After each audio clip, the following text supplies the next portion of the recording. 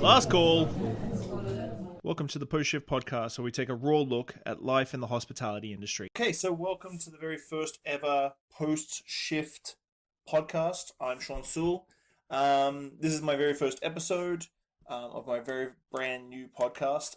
Post Shift is sort of dedicated to those late Friday nights after work. You've closed the bar down or the restaurant down, and you're just hanging out, doing your cash out, having a drink, and chatting about what we chat about at 2 o'clock in the morning on a Saturday morning after work. We'll have a lot of industry professionals from all over the world, including Victoria, BC, is where I'm based, for anyone who's listening outside of Victoria, BC. So we'll be talking to a lot of people from all over the world while I'm traveling. I'm in San Antonio next week, so stay tuned for a lot of fun interviews there. But really, why I want to do this podcast for 2019.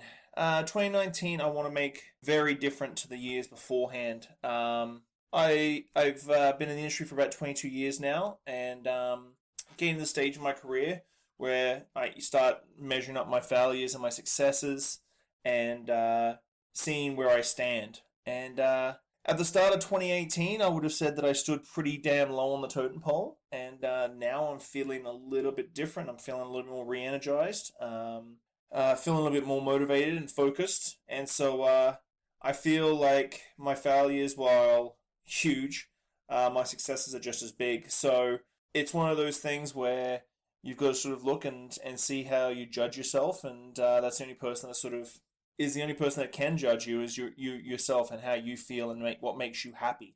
Talking about this sort of stuff and getting to know more people and gaining their perspective on issues and within the industry, like mental health and that sort of thing, is very big for me.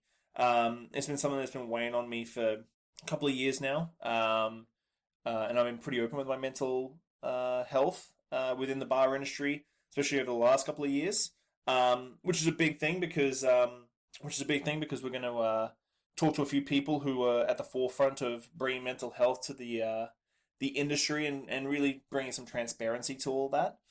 So I'm looking forward to speaking to some people in the future about that sort of thing. But really today I wanted to get you to get to know me and hopefully you can understand where I'm sort of coming from with all this, and hopefully you stay tuned for all the other people. I know this next week we've got Solomon Siegel from Pagliacci's. He's probably my best friend and the only person that puts up with me outside my wife. He's going to be chatting about legacy and taking over his family business as a 40-year-old Italian restaurant in Victoria here, with massive renovations and the whole shebang, but keeping the brand the same. So that'll be a really interesting conversation for people who are either in the business as a family business or someone who wants to take over a restaurant that's existing.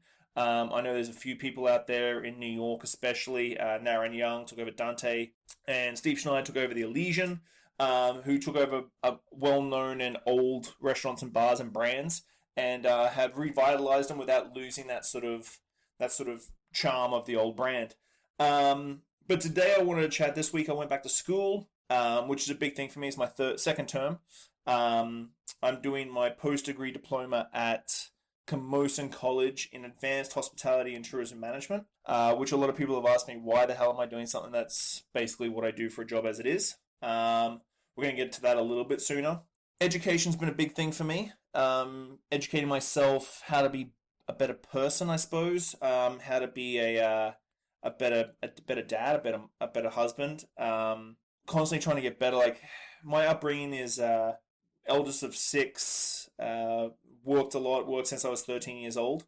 Worked all through school. Still got very good marks in school, and worked 40 hours, 50 hours a week, which is a lot for a school kid. Left school and left home, and has been sort of progressing through the industry bit by bit, learning as much as I can. But I sort of topped out my education, my personal self-growth education, a couple of years ago, and I was sort of hungry for the next step, the next challenge, the next what's the next thing. So that's why I enrolled in school. And at Camosun, the program there is really, really good. And I really enjoy the program there. It's definitely teaching me a lot more about stuff in the industry that I probably wouldn't touch on, such as tourism, HR, cross-cultural leadership were some of my favorite classes in the last term. This term we're looking at entrepreneurship, which should be fun. I should learn a few new things and add to my portfolio of thinking when it comes to how to do business in the way that I'm doing with BC Spirits and Soole Hospitality Concepts. They're both my two big projects right now that I sort of started while I had a break from school, and they're doing really, really well. I'm really, really happy. BC Spirits is a sort of a hub for all BC distilleries, to sort of so that the consumer as well as the distilleries can sort of see where everybody stands. Focuses on some cocktails, BC Spirit events, which are gaining some traction and gain really well attended these days, as well as a few other things there like news postings and stuff like that. So check it out, www.bcspirits.com.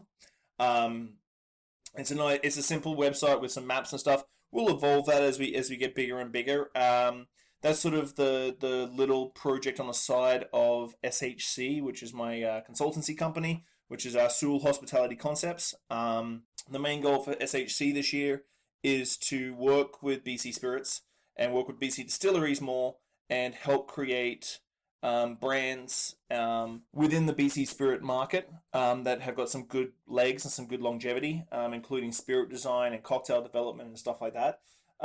That's a big deal for me because I feel BC Spirits and BC distilleries, they work on small budgets like most restaurants and bars in BC, work on small budgets, and that you need to work on those incremental wins. And those incremental wins are big for me because I think you can really make a real big difference if you're chasing that incremental long-term win, especially when it comes to distilleries. So that's a big one for me. So they're the two projects I worked on between school. So I went back to school this week. First weekend's always the easy ones, getting to know you and a few debriefs on what we're going to be achieving and stuff. But with education, and I'm 39 this year, so education's been big for me. I'm doing my CSS, which is my Certified Spirit Specialist, through the Society of Wine Educators this year as well. I find education, even if people say, well, what are you really learning? Don't you already know this sort of stuff? The usual generic stuff that I hear. For me, even if I only get 10% out of the course, or 15%, which is a very low side for what I've been drawing from the courses, it's still 10% more than what you knew before. So I think the root of the thesis here, if you will, is that education should be never ending. You don't always know everything, which I'm hoping everybody thinks that. And even when you're at the top of your game, where I feel like I am, especially in Victoria, you can still learn more things. And learning more things is always best. Doing my CSS, I'm looking forward to just learning the intricacies of some spirits that I may not be too comment with. But at the end of the day, it's something that I can put on my resume, and it looks the part, and it sort of quantifies the knowledge that I have. I work 100 hours a week, or that's so with school and everything. So showing people that I can what I've achieved in a space of 10 years, which is almost 10 years since I took over Clive's Classic Lounge in Victoria here, is quite substantial when you work that much and don't take holidays very often. You can achieve a lot when you only sleep 6 to 7 hours a day. So my big thing with education is keep educating yourself and keep learning. I think the worst thing we do in this industry as bartenders is we have this sort of the internet mentality where everything's at your fingertips, so we already think we know everything because you've got a supercomputer in your pocket. But creating your own opinions and your own knowledge base really does come down to self-learning and self-education. And self-education is a big thing for me. It's something that I think we don't learn enough in this day and age, that we sort of want to be spoon-fed everything. And so self-educating yourself and becoming more aware and being better than where you were the other day. It comes from my upbringing. My dad always said, regardless of how good you are, there'll always be some... Oh, sorry, that's my mum. My dad always used to say, regardless of what you do, always be the best at it. My mum used to say, regardless of how good you get, there'll always be someone out there better, so you better keep trying. So both those sort of mantras have always stuck with me, and we'll talk about more of that about being busy and being normal. Normality is a difficult definition. I think people always think that people's opinions of each other or people's opinions of you defines normal, and I don't really think that definition of normal, or what the Joneses are doing, what next door is doing, or what the bar manager at this bar is doing, or this industry person's doing, can be defined in any which way to define you as normal or otherwise. So that's what Post Shift is all going to be. We're going to talk about a whole bunch of different things. I know I've got people like Dave Mitten, who is the international brand ambassador for Lot 40 and the Wiser's brand, which is a huge Canadian whiskey brand that's really blown up in the last couple of years. He's a really long-term friend. We're going to have him from San Antonio. You'll hear my seminars that I put on. We will be adding video to this in the coming weeks. And adding video, you'll be able to absorb it in any which way you want. I'm a listener. I like podcasts. I listen to podcasts in the car all the time. But if you're more of a visual person, we'll have videos of the seminars and videos of the podcasts. And we'll probably also throw a little bit of written word up there on LinkedIn and that sort of thing. So you can follow me on Facebook, Shawn Soole, ShawnSoole. I'm actually the only one on Facebook, so it shouldn't be too hard to find me. I'm based here in Victoria, BC. I'm looking forward to what we're going to do in this podcast in the coming weeks. But with reflecting back on this first week of school, don't ever set yourself a ceiling. Always think that there's no ceiling to what you can actually do with yourself, whether it be the job that you have, or the place of work that you're at, or the boss that you have, or the parents that you have. Just do you. No one else is living your life. There's always detractors, especially in this day and age with the internet and freaking trolls on the internet. But at the end of the day, if you feel good and makes you happy to go back to school or do that course or change up careers, there's nothing stopping you. Don't wait till it's too late and realize, looking back when you're 65, 70, 80 years old, that your time on this earth was wasted because you conform to someone else's box, someone else's definition of you. I think I sort of started doing that a number of years ago after a failed restaurant, which people who know me know exactly which one I'm talking about. But I started worrying about what everybody thought of me. And it stemmed from my business partner and the horrible breakup that happened from that.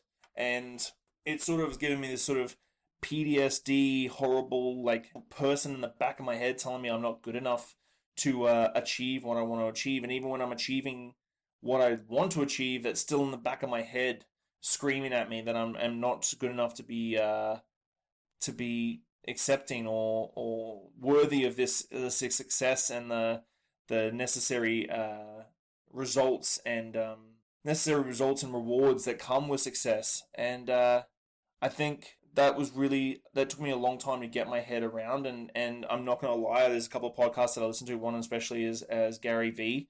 If do yourself a favor, it can be repetitive at times, but sometimes you need repetitive to really bang it into your head, but it doesn't fucking matter. And I'm going to swear in this podcast, so I apologize that in advance. It doesn't matter what people think. It doesn't matter if someone gives you a bad comment on a YouTube video or you don't like the way you look on YouTube. If it makes you happy and you feel like it's what you're meant to be doing, just do it. And don't feel like you owe anything to anybody except for yourself. If you're happy, you're going to make your wife happier or your husband happier or your kids happier. And doing what makes you happy and accepting you for yourself and doing what you really truly believe is what you want to do in life, it's going to make everything better in your life. And I haven't even talked about money yet, and you won't hear me talk about too much about money because I'm one of those ridiculous eccentric people who works 100 hours a week but doesn't really care about how much money he makes as long as it's enough to keep a roof over my head and the lights on, which my wife hates as well because she always thinks I should charge more for my services. But at the end of the day, working and doing the hustle and pushing myself every day is what makes me happy. And accepting that has taken me a while, and I get stressed out that me not accepting it makes me unhappy, not me trying to fight this acceptance. And now I just realize that I need to accept it and know that I enjoy working 12-hour days. But this is just me. I enjoy working 12-hour days. I take my Sundays off with my girls. But yeah, this is sort of like this acceptance and this understanding of why I want to do what I want to do. It's taken me a long time. I'm definitely not someone who can say I've been doing this for 20 years and it's just been successful. Um, and I'm not one of those motivational, positive thinking sort of people. I feel good working, and I feel good having a focus, and I feel good achieving those focuses. So, trying to tie it all off in a neat little bow so we can tie off this podcast, because I'm trying to keep my solo podcast to about 15 minutes long. And the guest ones will be a little bit longer and a little bit more fun. But at the end of the day, education is important, regardless of your age or level of experience.